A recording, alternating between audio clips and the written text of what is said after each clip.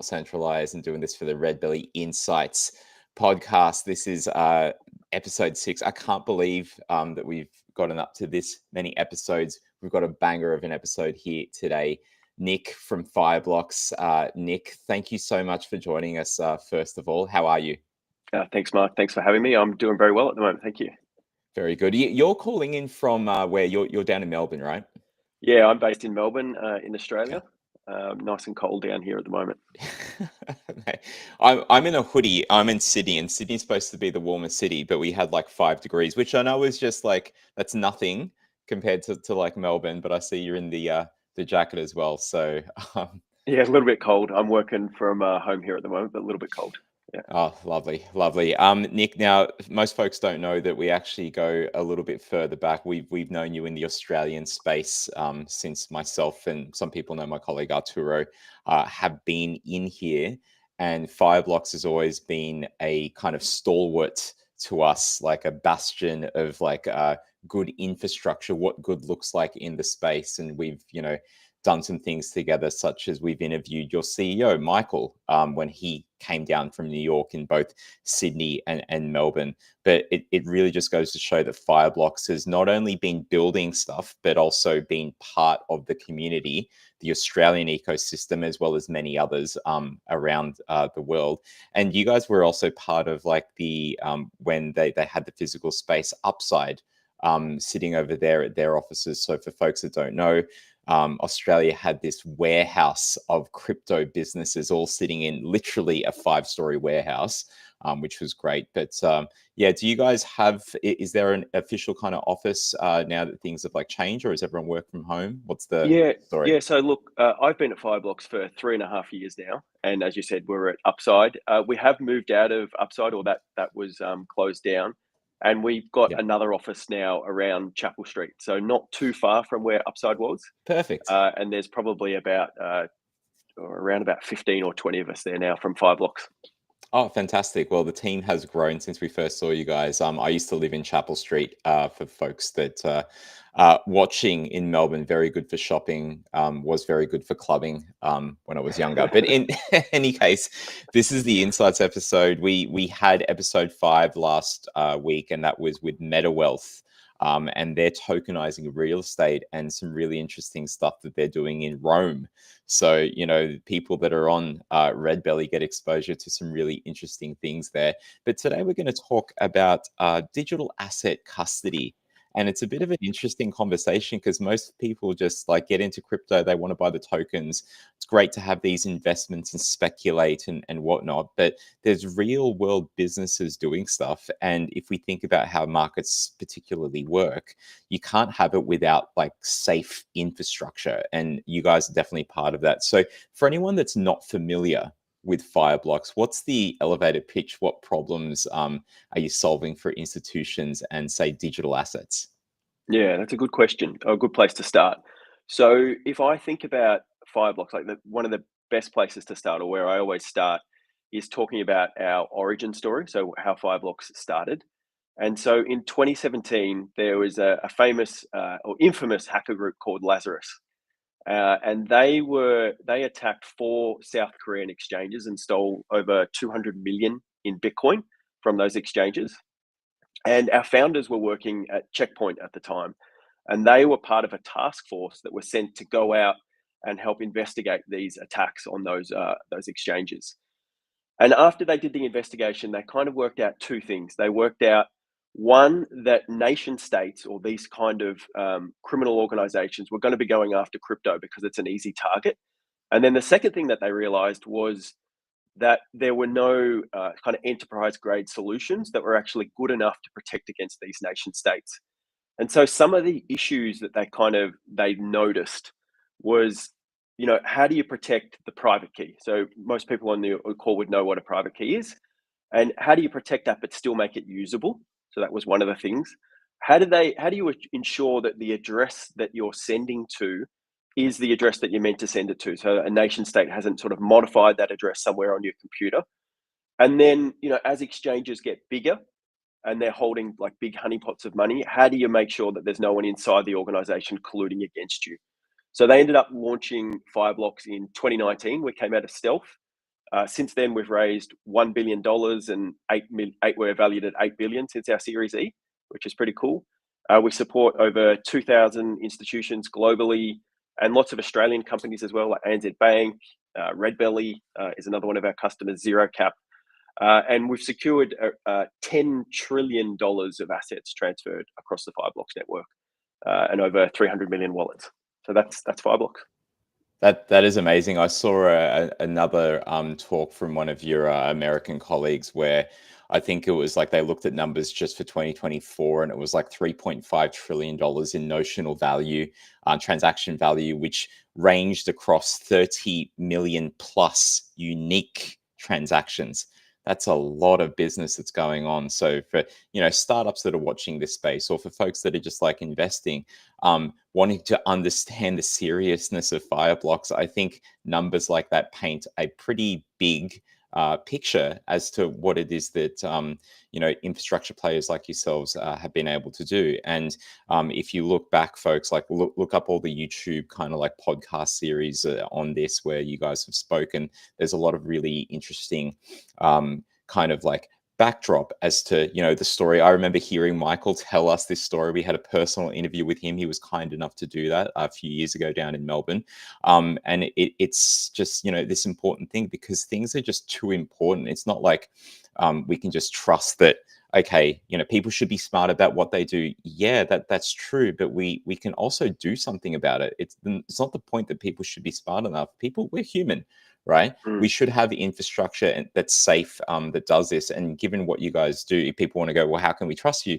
Like you said, those banks, there's also BNY Mellon, there's also BNP Paribas, these big institutions in Europe and the US.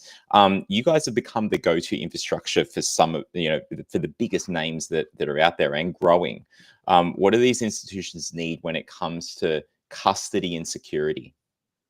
Yeah, so like if you think about those names, like you mentioned BNY Mellon, what they're trying to do is protect their millions of customers, and so it's their reputation on the line when it comes to protecting digital assets. And BNY Mellon in particular, they are holding Bitcoin and Ethereum for ETFs, or for some of the ETFs in the US. And if any of that got moved or got stolen, then that would ruin their reputation for good, right? So they need kind of institutional grade security. And what that essentially means is something that's been battle tested. And so against these nation states and criminal organizations, that it's something that has been battle tested. And so the way Fireblocks works is we ensure that your crypto is protected in layers. So we've got multiple different layers of protection. I've worked in security for 20 years. There's never one single bullet that's going to protect you. So you need to protect in layers. So if we think about some of the layers at Fireblocks, we've got this zero trust layer at the start, which means all of the servers inside our core, they don't trust each other. You have to authenticate and encrypt talking between them. Then we use a technology called MPC. And so again, your listeners would be aware of private keys. MPC, what it does is it reduces that single point of failure for a private key, so that you've got 3 separate key shares, and we store those key shares in secure enclaves. So your listeners would be aware of like your Apple iPhone that's got a secure enclave in it. Well, we store them in them, but also in enterprise grade versions on like Amazon, Azure, and AWS. And then a layer on top of that is we have this governance layer, which says where you're allowed to send your digital assets. So it would say, okay, I'm only allowed to send assets to this exchange or to this destination on the Redbelly network. And if I want to send somewhere else, then I need approval from maybe 3 or 4 people inside my organization. And then finally, the last kind of bit is many of the organizations we deal with, they have to meet regulatory compliance. So sometimes it'll be hot. They need to store it on hot or warm, but other times in countries like Singapore, it needs to be stored on sort of cold storage. And some can't use MPC either, and they have to use things called HSMs. And HSMs are like a hardware device, but banks have been using them for the last 2 or 3 decades, and they're really familiar with them. So we integrate with those as well. Yeah, it's really interesting. And I think you touched on a really interesting point given that there's different jurisdictions and there's different requirements that they have, and it changes over time, and needing to navigate that, like any business that is doing, especially international kind of like, whether it's trading or that they're trying to provide infrastructure themselves, and there are these different components that need to be understood. It's not just, hey, I'll build the tech and put it out there. It never really works that way. You have to understand the jurisdiction. You have to understand it's also like a cultural kind of thing as well. Like certain things going to be more interesting to investors or users in different markets. And so it really touches on that important point that you guys provide that ability to really understand. That's part of the service, that you can work well with these like different jurisdictions and just offer that level of safety. Because if I have to start everything from scratch as a startup, my goodness, there's going to be so much like work there. But Yeah, exactly. it's I guess that's why Redbelly has chosen to work with you guys. So there's been this recent integration with the Redbelly network. What is this in your mind, like what does this unlock for the ecosystem? Yeah, so look, I work pretty closely with the Redbelly team to facilitate this integration. So I know many of the people at Redbelly, but essentially, now that it's integrated, when our Fireblocks customers come on board, they get access to around about 100 different blockchains. Many of the public ones that Bitcoin and Ethereum, but they also now get access instantly to Redbelly. And so what's sort of unique about that is that Redbelly it gives them access to a blockchain that where the participants are known on that blockchain. And so that's a requirement that many of the banks talk to us about, that like that it's a compliant blockchain, that you need to KYC before you can use it. And there aren't, or in any that I know, blockchains that are like that. So you kind of get access to that straight away. And then sort of what Fireblocks brings to that is the security of the access to that blockchain. So that's what the enterprises need. It also gives them the ability to tokenize securely onto that chain, and the workflows that you need around tokenization, and essentially just ensuring that your private keys are never exposed to the people that you don't want them to be. Yeah, it's really interesting there because, look, put it this way, there's a whole lot of stuff going on when it comes to the tokenization kind of space. They do, you know, currently have various kind of narratives. So, I mean, in the whole kind of blockchain space, stablecoins is like a massive kind of feature. Tokenization is the next one. I was watching a traditional kind of finance episode for a group called Risk.net. I don't know if you've heard of those guys. From my investment banking days, they would do various webinars, and it's really interesting to see that traditional finance, and this is a tailwind for any folks that are listening. And I mean, this is a push that blockchain is going to be, really the infrastructure of the future, because you've got more of these folks starting to get into this space that you guys were in already for a number of years. So you're veterans. But what they highlighted as part of that was that there's a whole lot of infrastructure that's needed. It's not just that, hey, let's just trade with each other. They're not going to trust systems that don't have, they're not going to trust, sorry, an asset class that is crypto and blockchain unless it has these sorts of infrastructure that they're used to. I think we bring programmability that they don't have. We bring efficiency. We bring a lower cost kind of tool. But they have these infrastructure needs like clearing and settlement. Custody is a major one that's out there. And so I think it's really important for people to realize that what you're doing here is something that's really going to drive the market forward. In terms of the partnership, if I just go back to some of the announcements that were made, there was a line that stood out. It said that this partnership brings Fireblocks cutting edge security to Redbelly's compliant tokenization network.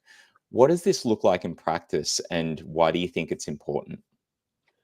Yeah. So specifically around tokenization, Fireblocks has, like, when you log into Fireblocks, you get this marketplace, and inside that marketplace, you can select various tokens that you want to deploy. So whether you're deploying a stable coin, whether you're deploying a security or a commodity, whatever you want to do. And from that marketplace, now you can securely deploy that onto the Redbelly network within just a couple of clicks of a button. And once you've deployed it, then you've got workflows around who in your organization can, issue that stable coin, and who might be able to distribute it and where they can distribute it. And to give you kind of a more real world example, we've been working with a customer called Katina Digital recently, an Australian customer, and they're working towards deploying their stablecoin onto Redbelly. What this will allow them to do is they can take that already audited smart contract that Fireblocks has audited. So, it's out of the box, that there's not going to be issues with it, and then securely deploy that onto Redbelly. And then when they're licensed, they'll be able to start using that with customers. And as you said, with tokenization taking off, one of the most important factors is going to be the money leg for acquiring tokens. So that's going to be a big thing coming soon to Redbelly. Yeah, I think it's absolutely fascinating, all that kind of stuff. And people in the space like that, they will have seen that there's a whole lot of like other kind of blockchains, and whether you want to look at it from blockchain networks themselves or the projects that are built on them, all of them have, well, not all of them, but the ones that have crypto tokens that you can invest in. There's definitely been a good long history. I mean, I think it was just the other day that we had, was it about a decade since like the Bitcoin pizza guy, the guy that like he paid X many Bitcoin 19 or whatever it was, which is worth the equivalent of this today. I remember that day because it's the same as my mum's birthday. Shout out to her, like 22nd of May every year we have Bitcoin kind of pizza day. I say all this because when you have a network that has grown out of the degen kind of market, out of these groups that wanted to be anti-establishment, anti-traditional kind of finance, they've created some really great technology. But to take things mainstream, just like we had the Pirate Bay before, and then Spotify is what took music mainstream, arguments against them being good and bad aside, I can see, this space really growing forward, if people want to think about it, that when we have a lot of blockchain being used by institutions, they're starting to experiment with it now, but there's going to be so much more that like happens. You mentioned Katina Digital. You mentioned some of the other banks and stuff there.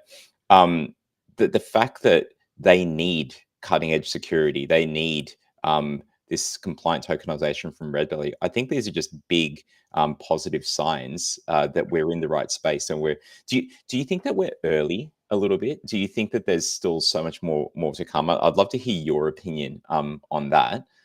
Because I think people don't really like realize, they may think, oh, well, where's all the blockchain kind of stuff? Because we've been around for a while, but there's still so much more to come, is kind of like in my mind. What do you think about that?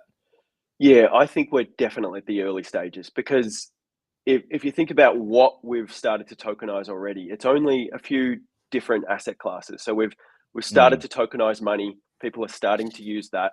And then there's a couple of different asset classes we've started to tokenize as well, like money market funds and bonds. But there's a great site, rwa.xyz, and it's quite small at the moment. So I still think we're very early when it comes to this real world asset coming on chain. They're still, we're just at the start of it. Yeah, I agree with you. It's interesting you bring up the RWA.xyz. They're one of the trackers that are out there. There's also RWA.io, and there's this big debate around, hang on a second. Well, Redbelly, in particular, we appear on RWA.io, and then the XYZ one, it's not there, and it's given how they track things. So they will only track if absolutely everything is on chain, and there's no more Web 2 sort of thing. So if you imagine that we're in a real world, and given how change management works, given how systems don't just get turned off and then the other one turned on, there's these parallelization of kind of systems, and there's a whole heap of stuff that has to happen. I mean, TVL is one of the things that is measured there, but there's a whole lot of like other things that are in place that need to happen for us to actually take advantage of the operations that blockchain can bring. Do you see much debate around that yourselves at Fireblocks around how best to measure real world asset or RWA tokenization? Is that a topic that comes up at all? No, it's not really. No, it's not something that we get into the debates about, because the metrics that Fireblocks kind of care about is scale. So Mm, we care about, how many transactions we're seeing coming through our environment at a time, hmm and whether we can scale to meet our customer needs. So, for example, we did an analysis recently that looked at all of the different blockchains and how many transactions were going across them. And we worked out that Fireblocks was involved in 15% of those transactions. So Wow. across all blockchains, Bitcoin and Ethereum, we're around 15%. So yeah, they're more the metrics that we kind of like to look at. No, that's fantastic. Just I think it's important to have these like measures there because it shows you just how the industry is growing, and definitely mark this date because 15% now. Next time we bring you back on, who knows what it could be. But back on the Redbelly side now, they've got billions in tokenized assets, and they're pioneering. Let's call it like identity aware infrastructure. How does Fireblocks, with the stuff that you guys do, help elevate or even protect that sort of scale? So yeah, from a scale perspective, I guess it's to like what I said just before, like being able to scale and handle the 15% of blockchain transactions across all networks. That's really important. Um, Also being an API kind of first company. So everything when you need to work at those kind of scales, you need to be able to automate all of your transactions. So Fireblocks is an API driven company. If you need to mint a stablecoin or mint a token onto a blockchain, you don't want to be doing that manually. You want to be embedding an API into your application. So that's really important that you can do all of these things with an API that abstracts away the complexities of the blockchains in the background. As far as Redbelly's identity aware infrastructure, I think that's like it's going to be really exciting as well. It brings sort of like a new layer of on-chain trust so that you know which transaction is tied to an identity. But then outside of that, there's still going to be off-chain controls that you still need. And I think that's where Fireblocks ties into Redbelly. So you'll need like segregation of duties. A certain person is allowed to issue this digital asset, but then another person might need to approve it. We talked about collusion a little bit earlier as well, making sure that someone's not issuing your stable coin, quickly going and swapping it and then cashing out somewhere else, things like that. And probably the biggest one that it's definitely been fixed now, but in the early days, we had developers that had God mode. You know, a developer that could control every function on the smart contract, even though they probably shouldn't. So things like pausing the smart contract, whitelisting and blacklisting, all those kind of things. You want to make sure that only certain business people inside your organization can do that, as opposed to everyone. No, that's really interesting. It just reminds me of so many interesting things that we learned along the way coming into this space. Like you have these aha moments sort of things, and I guess one of the early ones was that when whether it was like the DAO phase and whatnot, or the ICO phase, there were a lot of these things that happened where we had promises of, okay, you're going to get 5% for the sweat equity that you're doing, and it's just verbal promises, and maybe even if it's written down in a contract or whatever, cool, but it's not actually in the smart contracts. And we've got these tools that don't just have to be for transferring, but they can embed rules into that, so you don't have to worry about, okay, we'll have to try to enforce it after the fact, or hope that we're going to have the right thing done by us. We're working with these tools that can provide that. However, we weren't actually bringing it into the infrastructure in terms of how we're running things. So devs with God mode certainly is a scary kind of thing, and it just speaks to the wild west that crypto was, and in some ways still is, because there are certainly groups out there that are not using Fireblocks, and they're doing things in that kind of wild west way.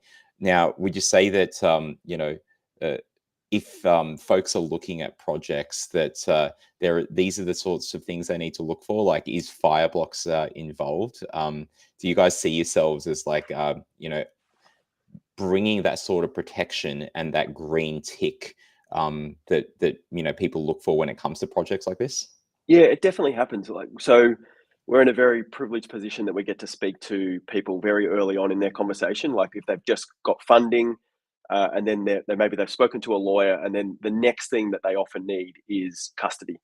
And it does help them also with, like, even if they're pre-funding, knowing that they've got Fireblocks and that they're planning to use the Fireblock stack does help them with stuff like that. So we definitely get involved with those conversations. And it definitely helps those startups knowing that they're going to be securing those assets well.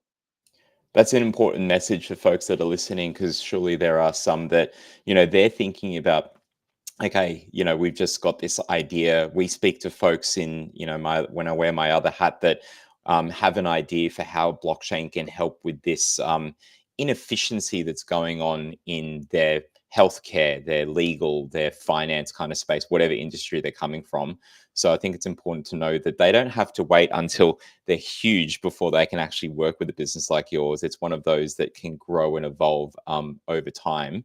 Now, Yeah, I, yeah, I- we definitely have customers that, start off quite small, don't have mm, to pay much, and then they grow as we grow with them as they grow. Yeah. that's pretty fair. I mean, Mm. and just being able to have that and have that protection as they go along the way is really interesting. I want to take a step back, and I'm framing this around the whole kind of Project Acacia, which some people may know as what the Reserve Bank of Australia, our central bank, for folks that are hearing that for the first time, is doing in terms of testing this time around for Project Acacia. It is wholesale tokenized assets. And they did another test 2 years ago, seeing the efficacy of a CBDC with a mix of teams doing stuff there, ranging from retail type CBDCs to wholesale. Majority were wholesale, and there's been word on that, like with public announcements, that they'll focus more on wholesale. I mean, they say it in the name for Project Acacia. But if I could just take you, because you've been with Fireblocks back then, but going all the way back to that. Now, could you walk us through what your role was there, and what made it significant?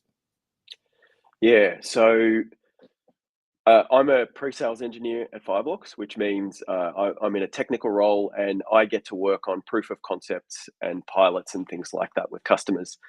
And so I got to work directly on this pilot, which was a lot of fun. And Fireblocks got to power the EAUD, or the CBDC, that they issued onto their private chain. So the Reserve Bank of Australia, or it was actually the DFCRC, the Digital Finance Group that works on behalf of the RBA, they came to Fireblocks and said, we've got a private chain, Quorum, maybe because Redbelly didn't exist at the time.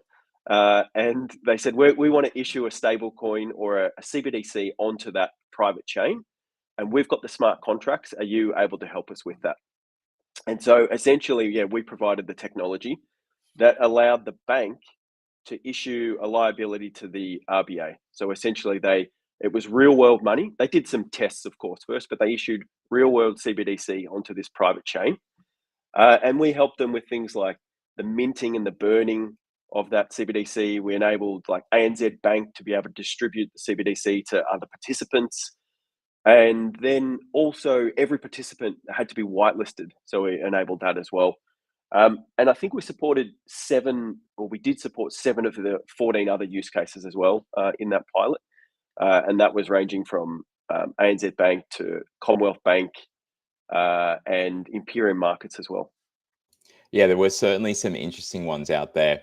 Putting our hand up, not centralized. We did the construction payments, where the fact that escrows are not even touched by builders when it comes to jobs that are like $20,000, $50,000. There's a lot of money floating out there where they'll work for 30 days, they'll issue an invoice, wait another 30 days. There's 60 days at minimum before they even get paid. And they don't even know if the other side has the funds or not. Now, take away builders, that's consultants. I mean, even in your own employment at work, how do you know the business has money? I mean, there's signs. If your business is running out of money, I would assume there are signs There definitely are. that you see earlier on.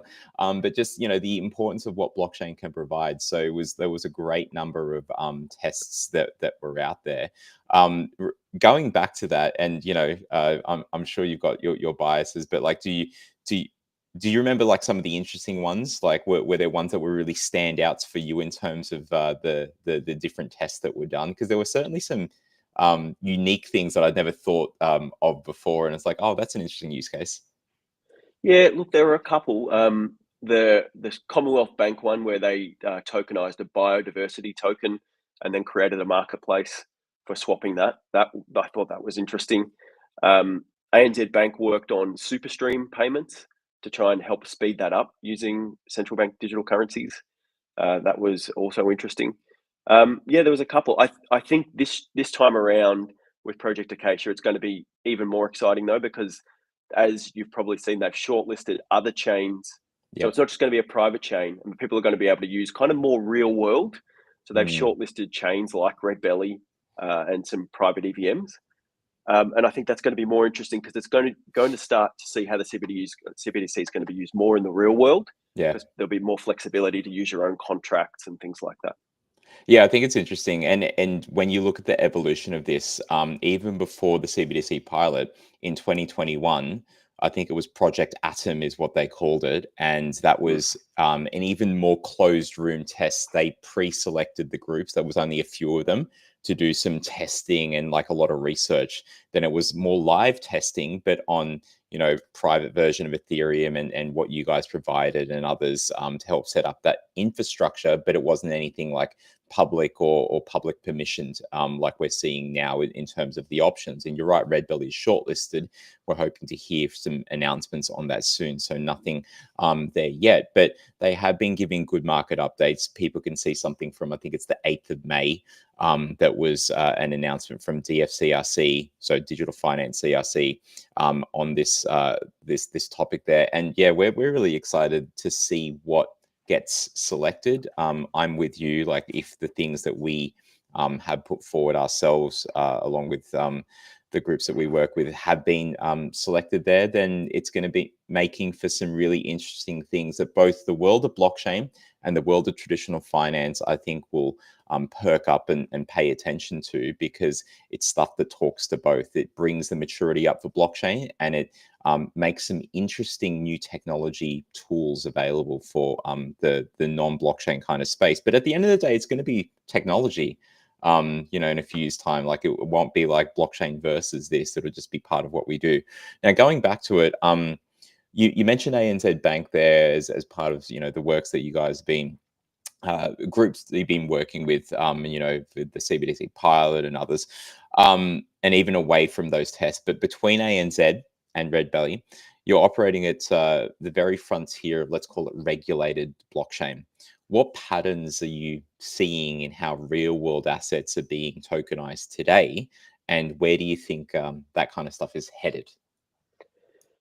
Yeah, although it's probably an obvious one, I think the most exciting thing at the moment is around stablecoins, because the market cap's just gone over, what is it, 250 billion. We saw a lot of sort of pilots of people testing creating stablecoins, but that's now moved across to critical infrastructure. Like you're seeing Stripe using stablecoins. I think that's really exciting.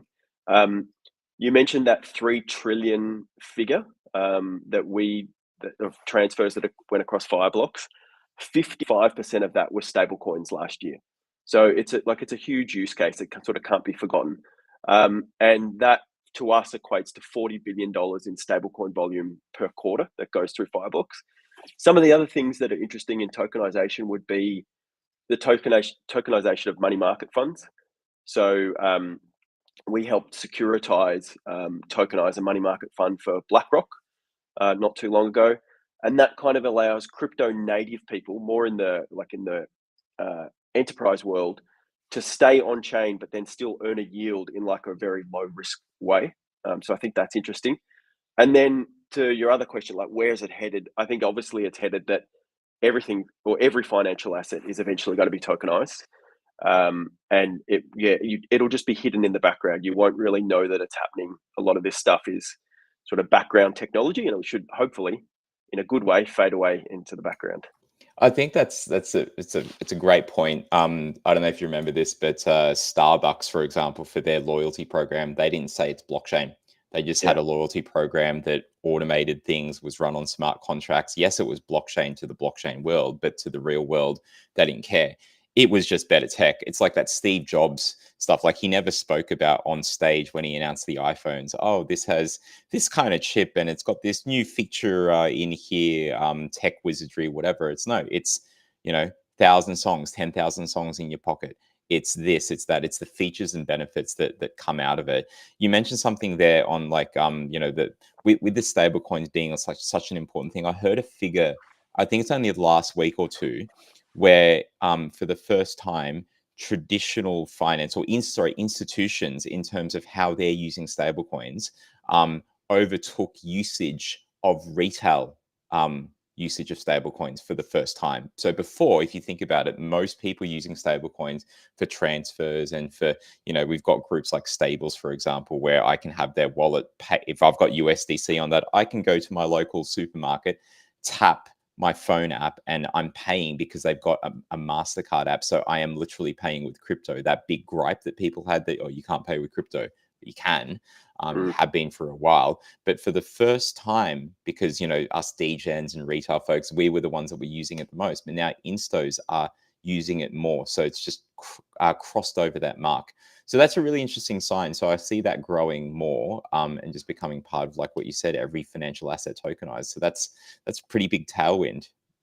Yeah, it's huge. And I think the reason why you're seeing institutions come on board more is they're using it for cross-border payments. Like, it's a big use case where there's a lot of time delay, and so they can save a lot of time using it for cross-border payments there. And so that's why there's a big uptick there. Yeah, I think that's definitely like the what could we call it?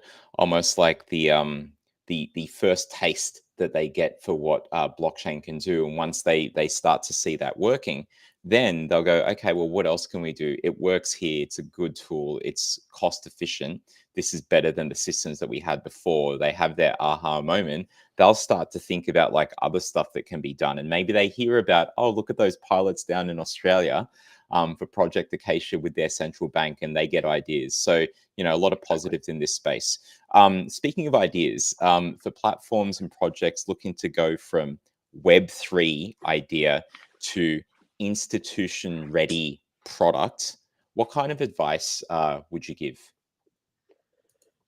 Yeah, so I guess this is where I put my my security hat back on. So yeah, working in the security industry for 20 years before coming to Fireblocks, I think the Web 2 view of the world is move fast, break things.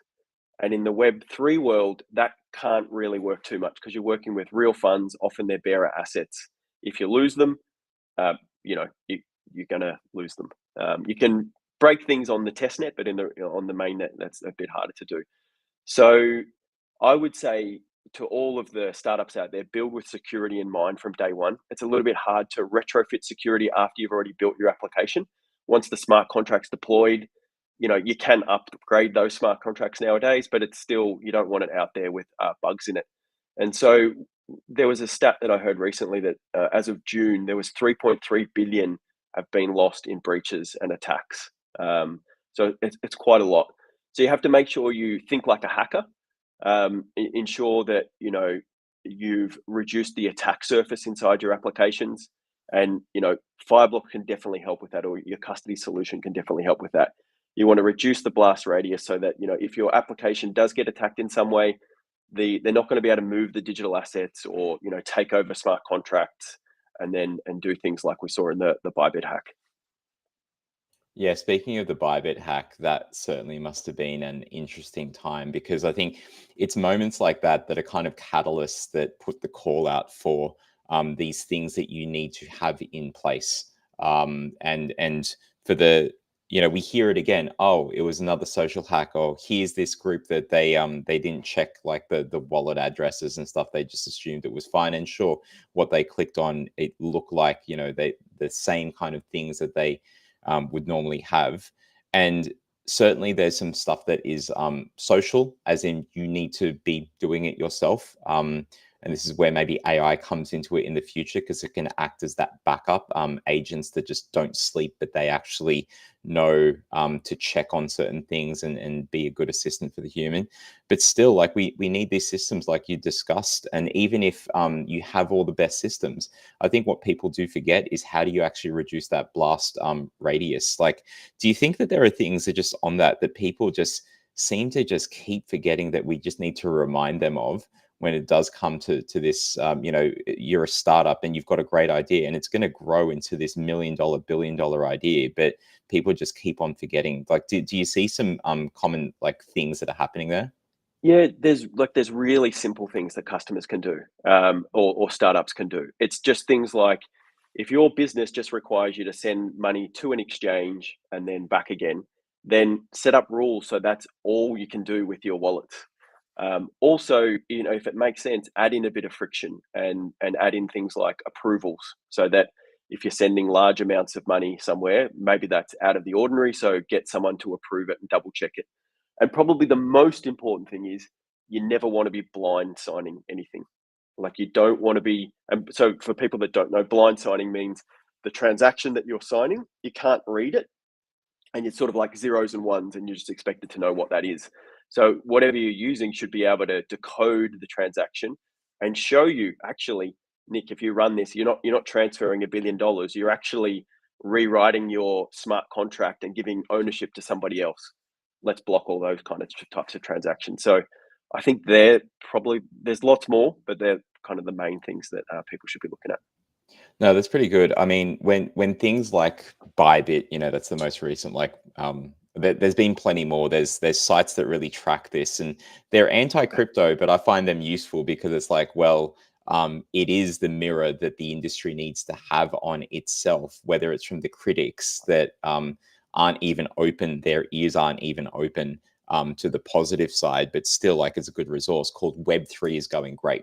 And in terms of, the things that are going wrong in the space, they will track and they'll highlight the Bybit kind of stuff. But my question is, when stuff like that happens, what do you guys do internally? Just here in the office that you guys have in Australia, is there a conversation around it? Do you talk to the folks internationally as well? Is there a bit of an understanding, like an internal memo that goes out? And do you take that to customers as well, so that they may have concerns and stuff, and you help alleviate that? Yeah, 100%. So with Bybit in particular, there was a big focus about it because it created a lot of concern in the market. So we've got in Israel, we have an entire security team, and they were meeting with customers kind of pretty much around the clock, just explaining to them what this hack means, how Fireblocks can potentially help. But then also there was a feature that Fireblocks has with Bybit called off exchange. And essentially, it's a common thing that people are starting to use. It allows you to lock your assets in something like Fireblocks, and then the funds will be mirrored onto the exchange. So that, and we had plenty of customers using that who weren't affected by the hack at all. So that, especially in the institutional space, that's where it's going a lot. It's you would lock your assets on chain, and then the funds get mirrored, and then the exchange knows that the assets there are safe. So if you lost that money, they can still get it. But then also, if something happens to the exchange, you are protected as the institution. So yeah, I think that's important because that's how the traditional finance world works as well, right? Yeah. Separating the execution from the custody. So I assume crypto will move towards that trend as well. Yeah, it's really interesting, these things that you're speaking about, that uh, where we'll move to and stuff like. And if I go back, I remember hearing things, years ago, that we need to bring blockchain, or we need to bring the traditional finance folks into the world of blockchain, or and then realizing that, hang on, that's not going to work. Okay, cool. Let's change it. Let's bring the blockchain technology to the traditional finance space. And that's better, but still naive, because there are these things that traditional finance needs to have in order to trust, in order to use these assets, in order to just simply want to get involved. There's a bigger picture kind of talk there around, like, the crypto has a lack of the tools that investors need to have in a professional setting, such as options and futures markets. And yes, we've got a little bit of that, but we don't have enough. Options markets in crypto is only like 5% of the spot market. And that's just not how it works in traditional finance, because you need those to hedge. Another topic. But just in terms of the infrastructure where you guys play, have you seen that evolve in your time that you've been in here the last couple of years? Has that conversation matured? Was it something where years ago it was more of a, you had to educate the instos as to why they need this kind of stuff, or why blockchain is a good version, because they know they need it, but like, why blockchain is good? Has that education kind of thing evolved? Is it different now? Yeah, it's definitely different. I remember very early on when I was sort of young and fresh at Fireblocks, I got to speak to some of the banks. And it was exciting because I got to educate them about like what's Mm. Ethereum, and how do you use Ethereum and things like that, and that felt really exciting. And now it's kind of the other way around. Banks know a lot about crypto. They know a lot about the space, and it's more Fireblocks is sort of helping the traditional finance start to integrate crypto into their platforms and things like that. So I think the worlds work well together. Crypto brings a lot to traditional finance, like you said, but traditional finance also, it has been around for decades, and they have learned lessons along the way as well. So I think it's exactly what you said, bringing both worlds together. Yeah, it's really interesting because that what you said is being mirrored in webinars and conversations I'm seeing from folks in that traditional kind of finance space that are looking at digital assets. So now, as we round out, something that I wanted to ask you was like with regards to what's next, for Fireblocks from your purview, especially in where we sit. We're in the Asia Pacific region. We have callers in from many regions, although I think that probably not too many from the north side of the world, given the time zone. But especially in the Asia Pacific region, are there any big moves, features, partnerships on the horizon that you can talk about?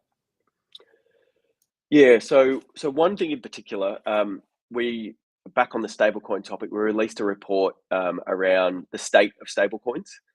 So I'd highly recommend people go out and have a look at that. And we surveyed 300 sort of customers globally. They're a mixture of banks and PSPs. Um, and so that report's worth having a look at. And one thing that I found interesting in it is that I used to think that low cost was going to be the most important thing for stablecoins, but it appears that speed currently is what all of our customers are saying is the most important. And that links back to what I said around cross-border payments. It's that reducing that time is really important, and specifically around APAC. The customers that we spoke to, the reason why they're moving into stablecoins, it's because they want to expand into the other areas and other businesses. So 49% of customers said that they wanted to expand. Partnerships, we've worked with Layer Zero recently. So we created the ability to deploy a stable coin to 35 different blockchains in one go, and then be able to move liquidity between those different blockchains. And uh, stablecoins is just the first step. So Layer Zero will be used for other things, but people need to get the money part right. And then I guess the last part is we had a sort of a seminar, online seminar recently called Fireblocks Pulse. And in that we talked about, Fireblocks' latest features. And one feature that was interesting, and hopefully I'm not going too technical here, but with the latest Ethereum upgrade, there was the ability to the EIP 7702. And so we took advantage of that feature, and we're going to allow our customers to have something called universal gasless. And I think as blockchains get adopted, gas is going to be one of these things that needs to be completely abstracted away. You don't people don't want to have to make sure that they've got gas on Redbelly or on Ethereum or on Solana. And so this universal gasless feature that we have just allows Fireblocks customers to get a relay to pay gas for them. So you think about it, if you're an exchange, you can, or maybe not even an exchange, just any customer that is supplying wallets to retail users, you can abstract away the gas and make sure it's paid by a relay. And that works for customers that can't hold gas for compliance reasons. That does happen in some jurisdictions, but it also just makes it simpler, because it is one less thing that people have to manage. I think that speaks to the nuance and the level of understanding that comes from when you take the time and care about, well, how are these people actually going to use it? It's not let's build it and they will come to my blockchain app, but it's more considering, oh, hang on a second, if I want developers to be building with this stuff, they're developers from a Web 2 world that are not used to having to consider gas and transaction fees. I think if you're an AI developer, it kind of gets touches on there because there is Mm, a concept of tokens whenever people make calls to your AI that's answering. Like we put these like podcasts on the Redbelly website. In the community, I've built an app that has the same thing off YouTube points people back to the YouTube. But whilst they watch this episode, guess what, Nick? They can ask questions. Did Mark say anything silly? Did what? Give me a summary of Nick's key points. We're using AI for that, and that's got tokens, kind of like gas, fees for transactions. But certainly, people are not used to up and down gas fees. They're certainly not used to having to consider that for transactions. So I think relays and abstracting that away is important. Yeah, and then just being able to pay someone in Australian dollars or US Yeah, dollars yeah. instead of the gas tokens on the various chains just makes it so much more simpler for them. You have to become a bit of a forex manager just to work in the space without these features. It's crazy. Yeah, exactly. Yeah. Something else that you touched on there, like that, given that cross-border payments and people want it's the speed. So thinking that low cost was one thing. Okay, I think it's valid, but speed really showed it, and you never really know until you do these surveys. And I highly suggest people to check that out. But in terms of that speed, like Redbelly, what's interesting about them is that we've got this concept of finality. And it is other blockchains, they have probabilistic finality, and we've got a different way of doing it so that if something is final, it's final. There are these innovations that need to happen to give more trust, not just to traditional finance, but traditional finance doesn't exist in a vacuum. They do things and services to serve retail customers. It's this cycle. Do you think that we're going to see more of these, like things that we're used to in a traditional kind of finance space, just coming on board? And to that point, like, do you guys put out there, like, here's our roadmap, here's the kind of stuff that we're thinking about if people want to learn more? Yeah, look, we do have a roadmap, but the roadmap is provided to our customers. We don't put it out completely publicly. Well, some of the features we do, like I talked about that Fireblocks Pulse, but yeah, most of the roadmap is sort of shown to our customers, and we look 6 months to 12 months ahead. And some of the things that we've been focusing on is things like re-architecting our infrastructure to make sure that we can handle the scale of um, chains like Redbelly that have large scale and instant finality and things like that. So yeah, it's definitely something we're always looking at, but it's not necessarily public. Our No, roadmap. that's that very good answer. And I think that's why it's important for partners to also watch this kind of stuff, and even potential partners. And speaking of, if people want to, if I'm a retail person that wants to learn more, if I'm a potential partner, or a startup that wants to use this in Australia, just starting off there, what's the best way for people to do all of that, to learn more and get started? Yeah, so if you're a retail person, the best place to go to is our LinkedIn or our Twitter or our website. There's plenty of information there. If you're someone that's wanting to build and like build on top of Fireblocks, we have a sandbox. So you can go to our website and just enter in a couple of details, and you'll get a Fireblocks workspace. And you can then build an application like using our APIs.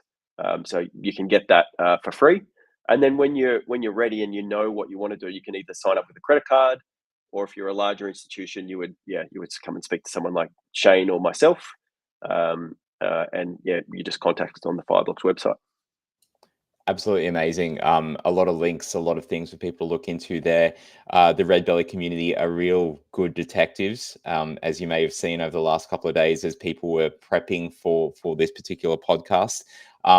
Nick, we'll have to get you back on the show and do some deeper dives, especially once Project Acacia is getting started and seeing like what is going on there.